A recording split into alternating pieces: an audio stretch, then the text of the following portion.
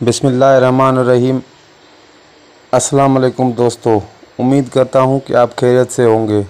दोस्तों, जैसा कि आपको पता है कि मेरी हमेशा ये कोशिश रहती है कि मैं देखने वालों के लिए कोई अच्छा सा टॉपिक सामने लेके आऊँ, जिससे आप दोस्तों को कोई फ़ायदा भी हासिल हो और जिससे कोई काम का मकसद सामने आए। तो दोस्तों, आज का जो मेरा वीडियो है वो आइंदा माली साल की बजट 2023 के हवाले से है। वीडियो शुरू करने से पहले मेरी तमाम दोस्तों से एक छोटी सी गुजारिश है कि मेरे चैनल को लाजमी सब्सक्राइब कीजिएगा और वीडियो को लास्ट तक देखिएगा और लाइक कीजिएगा ताकि मेरे नए आने वाले वीडियो आप दोस्तों तक बआसानी पहुंच सके। दोस्तों, जैसा कि आप दोस्तों को पता है कि आइंदा माली साल का बजट 9 जून 2023 को पेश होने जा रहा है, जिसमें वफाक ने सरकारी मुलाजमीन की तनख्वाह में 20% इजाफे पर गौर शुरू कर दिया है।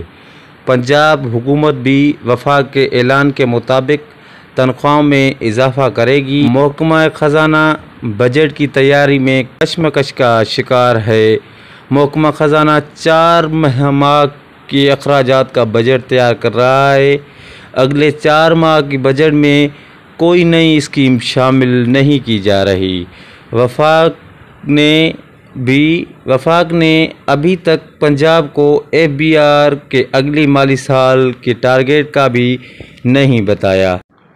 ताहम ज़राए का ये भी कहना है कि महंगाई को मद्देनज़र रखते हुए वज़ीर आज़म पाकिस्तान मोहतरम मोहम्मद शहबाज शरीफ ने ये भी वज़ीर ख़जाना को कहा है कि तनख्वाहों में और पेंशन्स में 30% इजाफ़ा किया जाए, लेकिन अभी तक ये फ़ाइनल नहीं हुआ कि क्या आपको 30% तनख्वाह में इजाफ़ा मिलेगा या 20% मिलेगा, जिसके लिए जल्दी पता लग जाएगा।